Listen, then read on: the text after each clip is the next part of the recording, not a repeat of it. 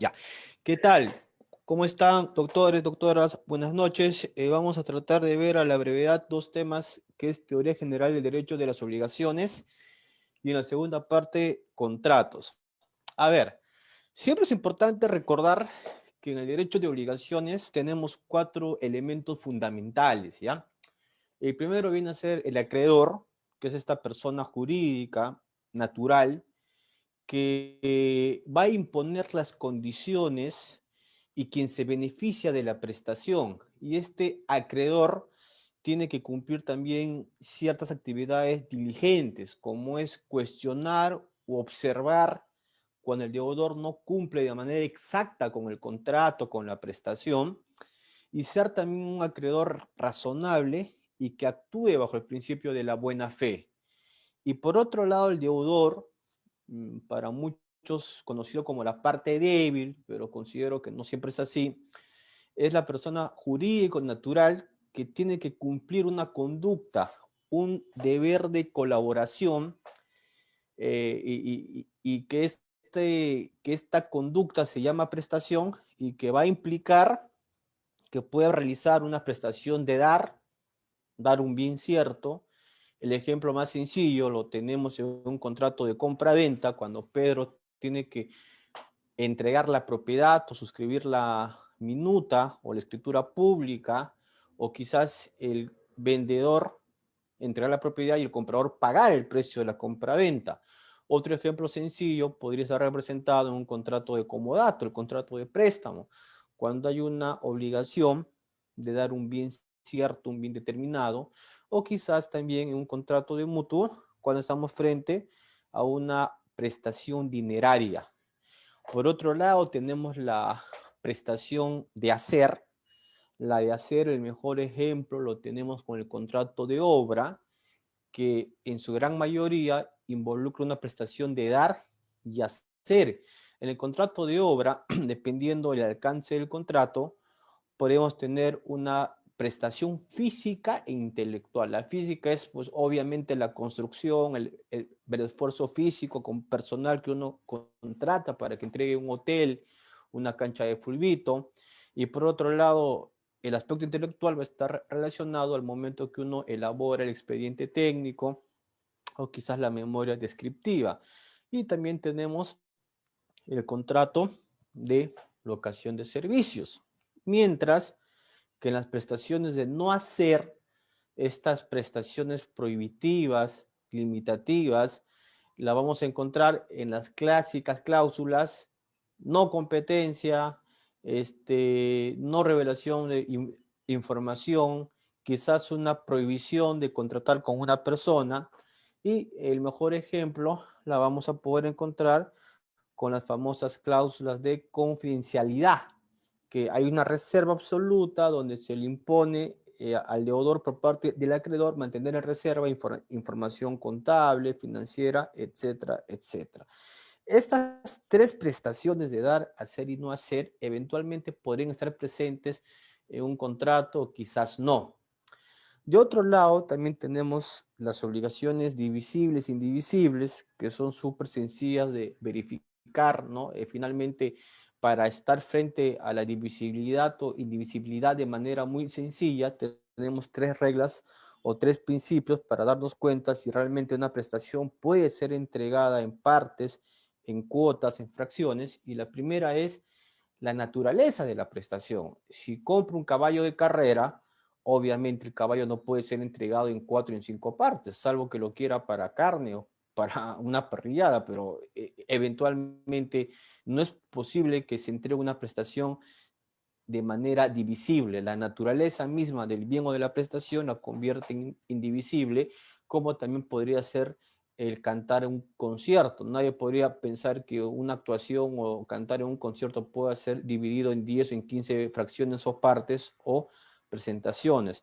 Como segundo tema, es fundamental lo que diga el contrato, la voluntad de las partes, la autonomía privada. Si las partes consideran que esa prestación es divisible o indivisible, se cumple el pacto de las partes. Y por último, lo que impone o dispone la ley. Entonces, para darnos cuenta si es divisible o indivisible, verificar estas tres fuentes. La fuente de ley, por mandato de ley se dispone en determinada prestación si va a ser divisible o indivisible, la fuente contractual y por último la naturaleza de la prestación.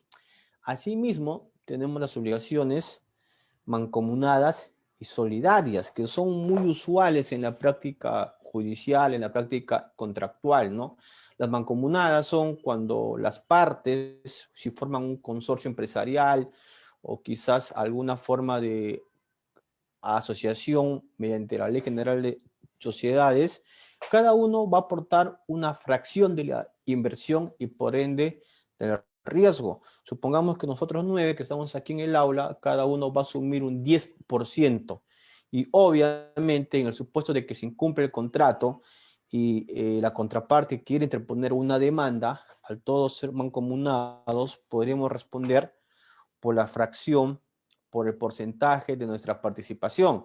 Entonces, sí es importante, bajo la responsabilidad civil que se podría generar, poder entender si estamos frente a una obligación solidaria o mancomunada. ¿Y cuál es la más grave, la más complicada?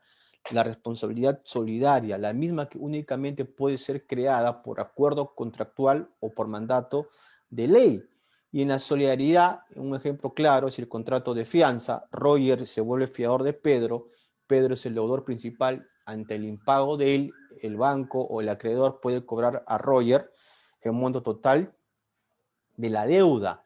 Lo mismo pasa también cuando estamos frente a un título valor, ¿no? Quizás pues se firma el aval, el deudor principal, y obviamente al momento que uno ejerce la acción de demanda, puede también demandar de manera solidaria a ambas personas jurídicas o personas naturales. Eventualmente recuerden que en muchas oportunidades el gerente general de una empresa se convierte en aval o en garante de la persona jurídica. Eso es importante determinarlo, ¿no? Bueno, un poco resumido la parte general. Ahora vayamos a la figura del pago. A ver, el pago, doctores, doctoras, es esta conducta diligente, oportuna, que efectúa ¿quién? El deudor. Entonces, ya se ha definido en doctrina que el pago, esta conducta diligente, esta prestación que tiene que ser ejecutada por el deudor en favor del acreedor o eventualmente un tercero, quizás, dependiendo del contrato, va a representar el medio más ideal, más perfecto para extinguir una relación obligacional o culminar un contrato. Por otro lado, lo que espera todo acreedor de su deudor es que ejecute la prestación, y esta ejecución también es entendida como pago, y no siempre confundamos el pago como una prestación dineraria, ¿no? Recordemos que el pago no siempre es dar una suma de dinero, es entregar una cosa, guardar silencio, reserva, no realizar ciertas conductas, etcétera, etcétera. Entonces, el pago es el destino natural de cómo debe culminar una relación obligacional. A ver, tipos de pago, ya temas que considero que les podrían estar preguntando y que ahora en tiempos de COVID-19, en el año pasado, por lo menos en mi práctica legal, he utilizado mucho el pago por subrogación, consignación, dación en pago, etcétera. Un poco lo vamos a ir comentando. Disposiciones generales del pago. Primero, recordar que es el cumplimiento de la obligación cualquiera sea su naturaleza. O sea, el deudor esté frente a un contrato de obra, de suministro, de comodato, de locación de servicios, de arrendamiento, quizás un contrato atípico, un joint venture, un contrato de franquicia, etcétera, pues si te comprometes a entregar una mercadería, ofrecer un servicio legal, a entregar una consultoría, obviamente que tienes un compromiso y eso implica que cumplas con la prestación debida. Por otro lado, el artículo 1220 nos habla que el pago tiene que ser efectuado cuando se haya ejecutado íntegramente la prestación. No nos olvidemos que el principio de integridad es un principio esencial para que el magistrado, y el abogado demandante puedan interpretar que el pago ha sido cumplido de manera íntegra, que es la principal obligación que tiene el deudor y es el medio de defensa por perfección que tiene que efectuar el acreedor. Importa el cumplimiento de la obligación, cualquiera sea su naturaleza. Eso también no nos olvidemos. Principios del pago. Yo los llamo la triple I y la O. Integridad, según el 1220, todo pago tiene que ser ejecutado de manera íntegra, completa. El 1132 y el 1148 nos ayudan a interpretar el principio de la identidad, ¿no? El clásico ejemplo que no te entreguen gato por liebre. Si elegí que se me entregue la casa X, deseo la casa X. Si he requerido los servicios del mejor penalista del Perú, que entre varios podría ser el doctor Caro Coria, yo como ministerio, como empresa, no voy a estar satisfecho si la defensa o el informe oral lo realiza un asistente o un abogado de su staff. Indivisibilidad, la prestación debe ejecutarse en un solo momento. Y la O se refiere a la oportunidad, al plazo. Recordemos que toda prestación tiene que ser cumplida dentro de los plazos pactados y acordados. No podemos validar una prestación que está siendo ejecutada fuera de plazo. ¿Quién puede pagar? El 1222 te resume en dos supuestos muy sencillos. Primero es el deudor. ¿Quién es el interesado de pagar? El deudor. ¿Y por qué es interesado? Porque no quiere ser deudor toda la vida. No podría estar de manera eterna bajo la condición de deudor y quizás también va a depender mucho, y acá hago una primera reflexión. El año pasado, todavía estamos en crisis económica, pero los momentos más complicados de la pandemia de marzo, quizás hasta octubre, donde no se reactivaban los negocios, pues se tenía un gran problema, ¿no? El problema del arrendamiento para uso comercial. Alquilabas un local en un centro comercial, un restaurante, un local para un bar, una oficina, porque estábamos imposibilitados de acceder a estos lugares porque la cuarentena era extremadamente estricta y hubo diferentes retrasos de las rentas. Entonces, ¿qué pasaba si Roger Vidal tenía un restaurante y ya no podía pagar, pero su hermana pagó la deuda por mí? Obviamente un tercero ajeno al contrato pagó esta deuda y acá también se va a aplicar que un tercero podría ingresar a una relación contractual y efectuar el pago dependiendo del esquema contractual, puede hacer que acepte el deudor o quizás no lo acepte. Efectos del pago de tercero y una figura muy utilizada en el contexto empresarial, ¿no? Las empresas que se manejaban bajo la figura de grupo de empresas, obviamente de las 4 o 5 empresas, que quizás 3 estaban en una cadena de incumplimientos de pago. Ustedes pónganse a pensar que los momentos más complicados de la cuarentena, todos los sectores más importantes fueron autorizados de operar en el mercado peruano o poder comercializar. Minería, hidrocarburos, pesquería, limpieza, el tema farmacéutico, traslado y fabricación de alimentos. Pero los otros sectores, sobre todo el más golpeado que ha sido entretenimiento, restaurantes, bares, que da trabajo a un montón de gente, y me refiero a todo tipo de restaurantes, de bares, hasta los más pequeños, ha sufrido un congelamiento de las obligaciones dinerarias. Tenías un contrato de arrendamiento, contratos de superficie, contratos de usufructo, quizás de cesión, y en general, ¿no? De alguna forma, entregar un inmueble que te generaba cierta renta a un mueble, pues de manera circunstancial, pasajera, no podías pagar.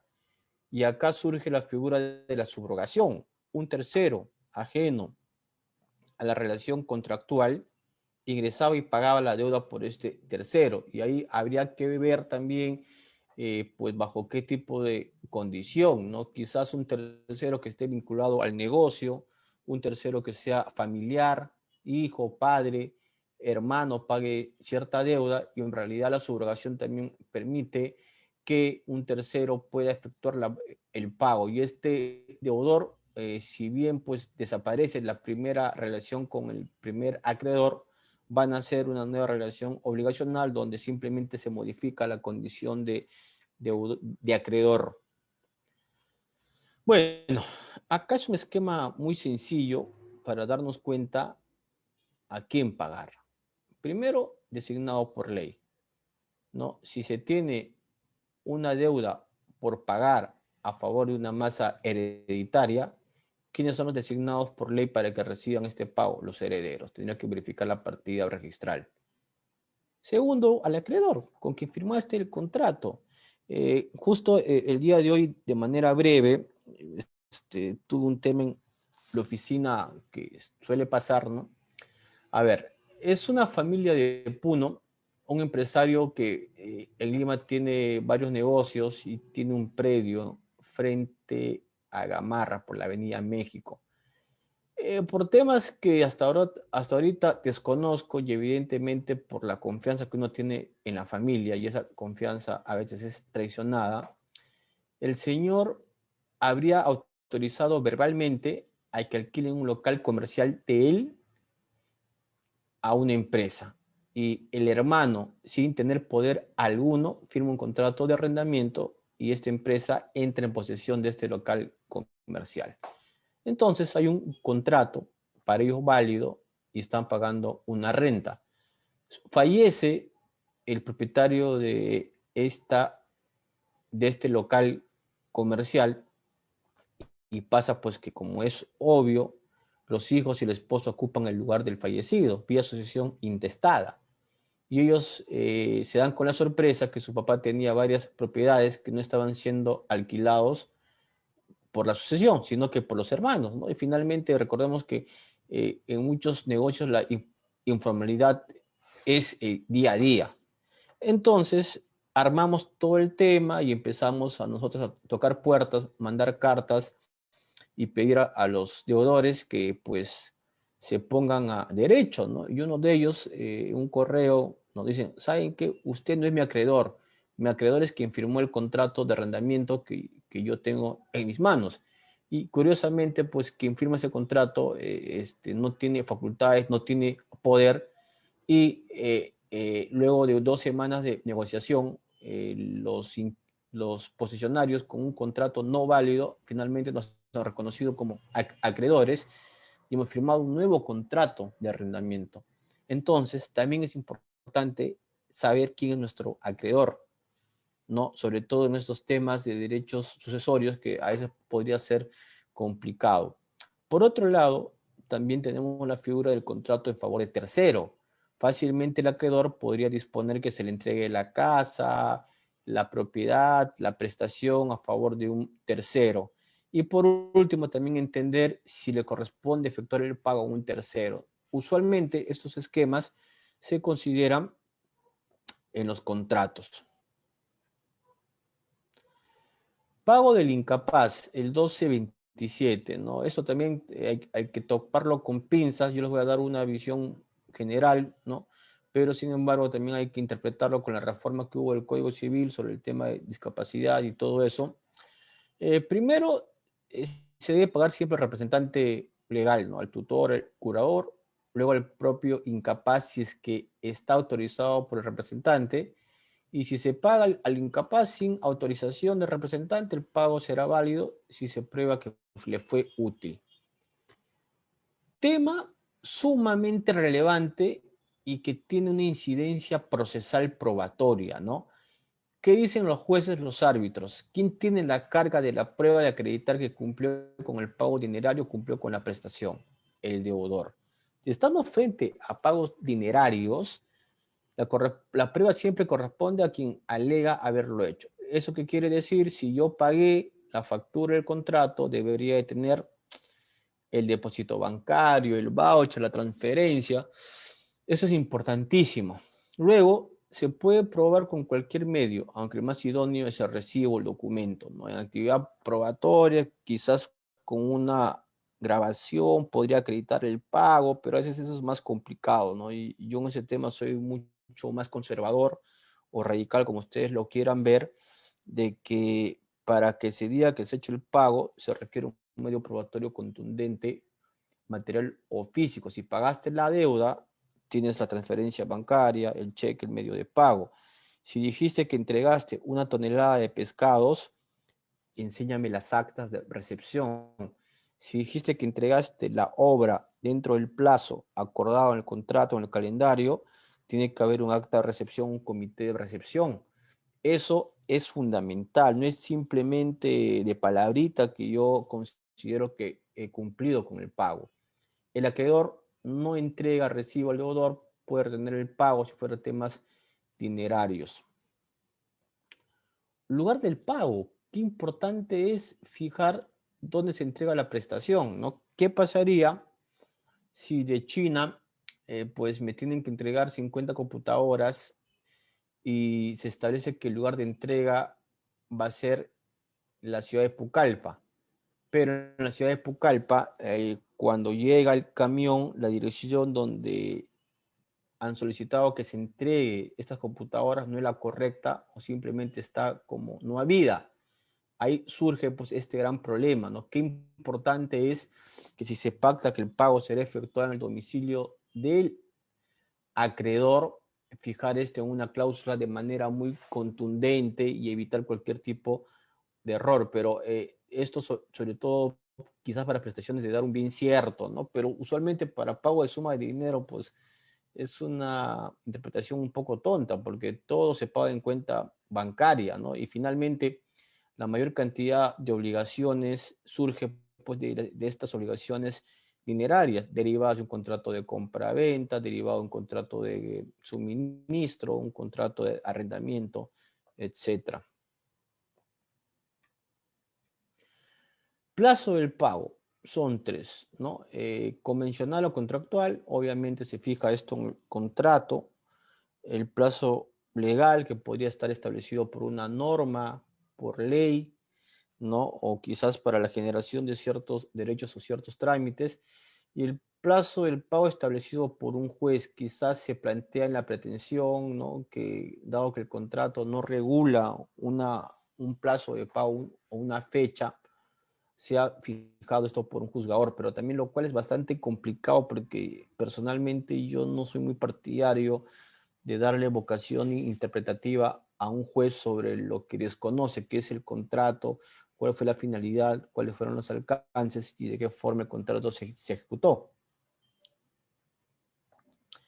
Bueno, volviendo por un momento al pago por subrogación, ¿no? Es la figura mediante el cual una obligación es ejecutada, satisfecha o cumplida por persona distinta al deudor o el directamente obligado. Un tercero, acreedor subrogado, naciendo para este el derecho de exigir del deudor una prestación igual a la satisfecha. A este tercero, que es el nuevo acreedor, se transmite todos los derechos del primitivo acreedor. Requisitos para la subrogación, doctores, doctoras. Primero que se realice el pago, ¿no? Si va a haber una subrogación, obviamente, ¿qué le va a interesar al acreedor? Primero, acredítame que realizaste el pago de la deuda. Segundo, el pago, ¿no? Del tercer codeudor se transmite las garantías que haya tenido la primera relación obligacional. Garantías reales, garantías personales, quizás. El pago por subrogación lo vamos a encontrar en dos modalidades, la subrogación legal y la subrogación convencional.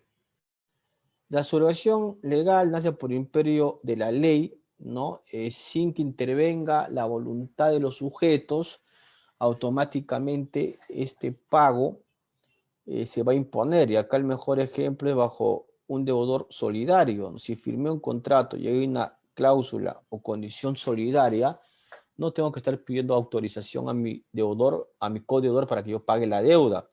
En el caso también de un fiador, obviamente el fiador del garante tiene un legítimo interés y va a pagar esta deuda. La subrogación convencional la tenemos en el 1261, nos habla por el acuerdo entre el acreedor subrogante y el tercero subrogado, primer supuesto.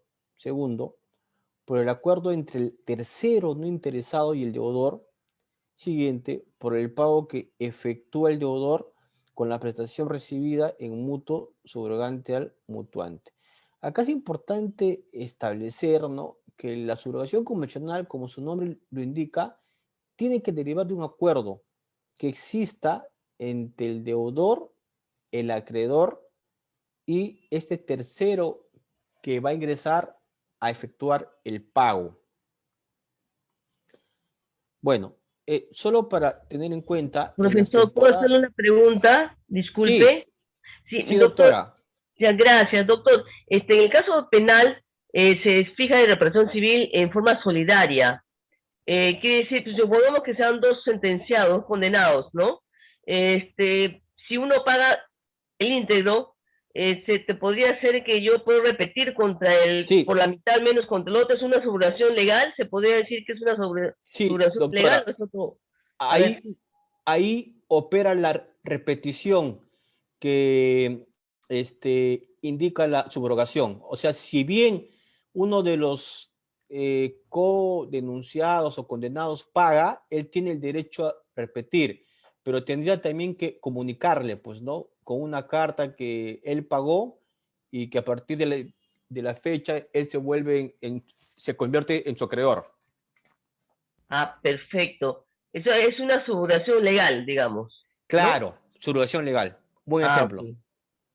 Ok. Y dígame, ¿y eso tiene intereses, genera intereses también o solamente ese monto? Sí, todas las obligaciones generales generan intereses, todas, salvo Ah, que el acreedor le exonere, ¿no? Expresamente. ok. Ya, doctor, muchísimas gracias, ¿ah? A usted, doctora, gracias por la pregunta. Bueno, pasamos al pago por consignación, que también es súper interesante y voy a empezar con un ejemplo, ¿no? Dos ya, brevemente. En el estudio tuvimos un tema interesante hace 3 años derivado de una venta de un carro. A ver, ¿qué pasaba? La notaría tenía el convenio con una casa que vendía autos de segunda y nuevos, y esta casa o empresa que vendía los carros tenía contratos con una entidad bancaria financiera. O sea, obviamente el esquema era el siguiente. La casa vende el carro, la entidad financiera financia y la notaría se encarga de todo el trámite notarial. Ya, más práctico no puede ser. Sucede pues que de pronto llega un cliente a esta casa que vendía carros y pide un carro de segunda y le dicen, señor, perfecto, pero tiene que requerir el crédito a tal banco. Al señor le hacen una corrida, una evaluación y le dan el crédito. Sucede que el señor, por un tema comercial, hubo cierta demora. Lo que era una operación que demoraba 5 días se extendió a 30 días. Y el señor tenía que viajar con esa camioneta. Pasó todo un tema que sí hubo cierta incomodidad desde el punto de vista del consumidor. Y pasa que el señor manda unos correos reclamando a la casa que le vende el carro, reclamando a la funcionaria del banco que le dio el financiamiento y también a la notaría, ¿no? Y por cosas del destino, el vehículo no estaba en el domicilio o en la casa del cliente o del propietario del vehículo o el comprador. ¿Saben dónde estaba? En la casa, en la notaría, al costado del estacionamiento del notario, porque se había quedado que se acerque a recoger el vehículo y iban a hacer un acta notarial. Y el cliente jamás fue. Entonces el notario contrata a la oficina y nos dice, oye, ¿qué hago? Este carro no es mío, yo no tengo que ver nada con la financiera, con el propietario del vehículo, ni quien le vendió, pero el carro está acá. Entonces, nosotros sin ser acreedor, deudor o parte del negocio, planteamos una demanda de consignación, ¿no? Bajo el supuesto de que por razones que finalmente no nos causan ningún tipo de responsabilidad, porque simplemente hemos sido la última rueda del coche al ser la notaría o dar el servicio de firma de documentos y todo eso, ponemos el vehículo a disposición del juzgado, dado que el propietario se le mandó 2 cartas notariales, no deseaba aceptar el pago, dígase la entrega del vehículo. Entonces, estos temas son interesantes porque no siempre representan un pago de suma de dinero. Pero bueno, a ver, sigamos. Pago por consignación. Prestación debida ante un tercero para que sea entregada al acreedor, que viene